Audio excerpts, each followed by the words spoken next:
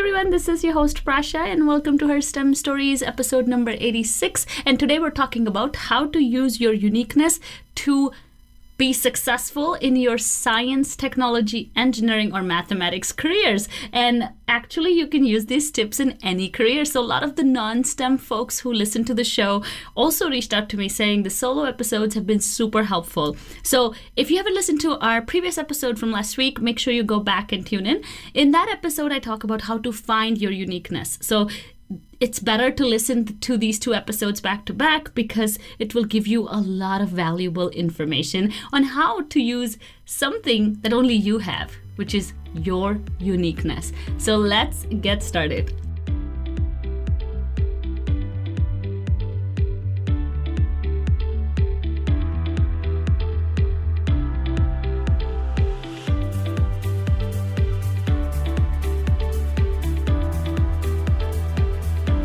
Being unique is our superpower, and we all have it. As much as we worry that we are not doing things as fast as other people, we may not be as smart as other people are doing so well, and we always get stuck in this trap of comparison. And comparison just completely melts away when you believe in your uniqueness and when you're 100% authentic. All the people and celebrities that you love are 100% authentic. So, for example, Oprah Winfrey and, all the actors and anyone that you look up to and admire, they have embodied their authenticity and they step into their awesomeness and whatever makes them super special. And so it's really important to focus on the things that make you really special. And last week we talked a little bit about this and we did a little exercise, right? So for these episodes, I always recommend having a pen and paper because there's some really nice tips here. And so last week we talked about things like education and your culture and upbringing, your religion maybe, things that really stand out from your life. So maybe some key turning points, like in my case, it's, when I lost my father, that was a turning point in my life because I had to kind of rebuild my self-confidence and I had to rebuild my life and I had to reconfirm of what it is that really matters to me in this life because it was such a big moment. So there can be so many good and bad and positive and negative moments in your life that have shaped your experience and that are really going to shape your authenticity and really going to help you become your unique self, because through this you're learning a lot of things. So I wanted to share with you one of the stories that comes to mind when I think about what has shaped me and one thing that I've taken away from this unique background. So I grew up in a family of two really strong individuals. Both my parents were really strong figures, and so they taught me to stand up for myself. And this is something that I bring into my life today as well. But knowing the origin of where this comes from really, again, affirms why this is so important to me. And I use it in my life. This becomes a value. This becomes a skill because I stand up for myself. And I also have integrity because of this. And so when I was little, I learned from my parents when I was 6, a teacher called me and said, "Oh, what's your name?" And I said, "It's Prasha." And they said, "It's a stupid name." And, I went home and I told my dad and I said, "Do you think my name is stupid because this teacher said so?" And so my parents came to school and, said to the teacher, "What is your name?" And she said her name and they said, "Oh, what a stupid name." And I was in the office, when this unfolded, and her face, completely shrank. And it was such a powerful lesson. It wasn't meant to show her down or, just to, it was just something so special because at 6 years old, it mattered what I said. It mattered that my parents stood up for my name. And it mattered that they didn't believe that the teacher was right, like other parents would have. And, even though some people may not agree with this method, I do think that that particular incident shaped how I stood up for myself for the rest of my life. And also how I respect my name and how I respect this particular special and unique name that I have, which a lot of people don't have this name. And instead of feeling cornered because it's a different name, and instead of feeling like I'm different, I took a lot of pride in it because my parents took a lot of pride in it. So I don't know if that makes sense, but I hope it does because it's just an example of what can happen when you know your true self. So authenticity is knowing your truth. And knowing your truth can set you free of what the world might expect from you.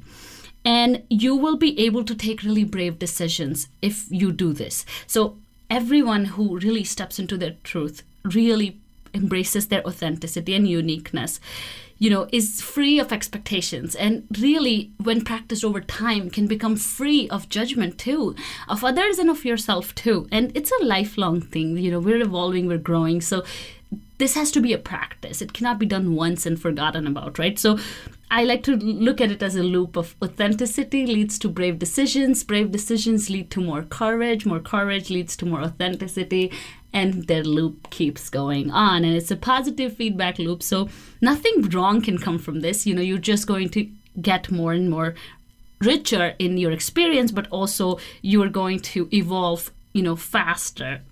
Because again, bravery is, I think, bravery or courage, whichever one you want to call it, is truly the fundamental of confidence and truly the fundamental of living your best life. So think about it. If you have a unique perspective in things and you really embrace it, you really embrace that authenticity, you know your truth, you know where you come from, you know what you stand for, you know your values, you can really take brave decisions, which a lot of people may not agree with. So now you're not trying to fit in, you're actually embracing what makes you guys different, but also leading from that place. It does not mean, different doesn't mean bad. Different doesn't mean that you won't have any friends or you won't have any support from people. Difference just means that you get to solve a problem, or you get to look at the world from a different lens, which can be super helpful in STEM careers and in careers in general, because problems are complex and we need different people to work together. Also, when you know your values and when you know your truth and when you know what you stand for, you're just a more magnetic, charismatic, that kind of person who really people want to know more, because you are, breaking the status quo. Can you tell me anyone out of, the people who have really done really well in life, like Steve Jobs and Mother Teresa and people who we look up to, the idols? Do you think they were trying to fit in or blend in? No, they were trying to find themselves and be more of themselves. And so that they can do more brave things and get more courageous, and then become more of themselves. And I just hope this is making sense. But there is another way to use your authenticity. Knowing what makes you special can also help you back engineer your strengths or life skills that you can leverage at work and in life as well. So for example, a lot of the things, like I said in the beginning, like this, the fact that I stand up for myself, the integrity portion, that's a life skill, I think. And when you know what makes you unique, you can back engineer it into life skills. So some examples are decision making. So if you were, like for me, like I was an older sibling and I was taking care of my little brother because we were latchkey kids. So we would come from school and we would have a key and we would come in and we were, kind of unsupervised. We would lock from inside. We had a set of instructions. We always had food and, we were always safe. We always had really great neighbors. And so, but we had to sometimes make a decision, right? Like, for example, if we spill something, who's going to clean it? We also had to, for example, what time are we going to sleep? What time are we going to wake up? When will we do our homework?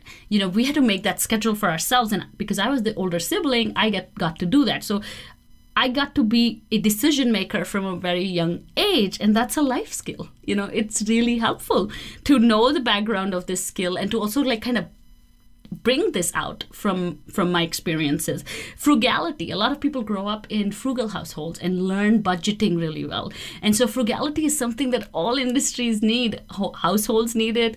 Everyone needs it. Every department needs it. So you can definitely, kind of back engineer if you grew up in a family that either had less resources or was really good at budgeting. And so you can use that. You can literally put that on your resume in your skills, Frugal. Emotional intelligence, like a lot of people grow up taking care of, like as I said, younger siblings or taking care of elder grandparents or anything where you probably grew up in a more communal environment, like a lot of societies like in India and I know some places of Latin America and stuff like that. people have a more communal environment, which makes them more emotionally intelligent. So emotional intelligence is also something we get from our background and our uniqueness and our experiences. Crisis management, I think this is such a great skill that people don't talk about, but crisis management is, nobody knows how to do this, but a lot of us grew up in very difficult situations where we are always in crisis mode. And to go back and re-engineer that strength can be so powerful in your career, because again, like, these skills, people don't have that. These are not taught anywhere. Like, well, I know crisis management is taught in, finance and stuff, but, I'm just saying, like, when you have these experiences, try to leverage them, try to build on these life skills, try to think about those things that you've learned. Mothers, single mothers, if you are just coming back into a career or STEM journey or anything, you can think about, like, hey, I am really good at crisis management. Like, I have raised like kids and I'm raising my kid by myself. And all these things like kind of really help, because uncovering these skills can skyrocket your confidence and boost your self-esteem, because you know where these skills come from. You're not making it up. You have earned them. Like, they are your trophies because you've earned them through the experience of life. I am very proud to say that a lot of my experiences have truly and absolutely shaped my confidence and my life in general. And I can't be grateful I can't be grateful enough for everything that I've been through in life, good, bad, ugly, everything. Because they have really made me a stronger person, but I know the backstory, so I can leverage it in my career. So I really want you to think about that. Like, when you are listing things that make you unique, think about, do they first of all relate to your ultimate truth, or do they help you forge the value system that can help you make good decisions and that can help you lead your life with more excitement and zeal. But also think about, what are the life skills I can back engineer from these situations that I was given. So for example, I'll give you a great example which just came to my mind. I went to an English medium school. And so my English is good because in India I went to an English medium school. And so when it came to doing a podcast in English, when it came to, talking to people in America, moving to America, it was easier for me. I already knew English. And so it's a life skill. And I learned it because of my educational background. I learned it because I am unique in terms of where I grew up and what schools I went to. So really, think about that. Traveling, as I said last episode, I said, flexibility. I got some flexibility from traveling a lot in my life. And so I'm giving you my examples because those are the examples I can speak for. But I really want you to think about these things in a different perspective. I hope I was able to give you a little different perspective into your uniqueness and how you can use it in your STEM careers. I really recommend people thinking about life skills differently and using those skills in your resume. Like, really put it in your skill set. And when you go for an interview and they ask you why you think you have really good emotional intelligence, you tell them this story. In the beginning, people are going to be a little like, oh, what are they talking about? But if you can give them real life examples, there's nothing better than that. Like, really, we need to, as a society, give more value to life skills. And, you really need to do this exercise because it's going to make you feel, I promise, it's going to make you feel very confident. And write to me at herstemstory@gmail.com and tell me what you think and tell me if these worked. And I always love to hear from you guys.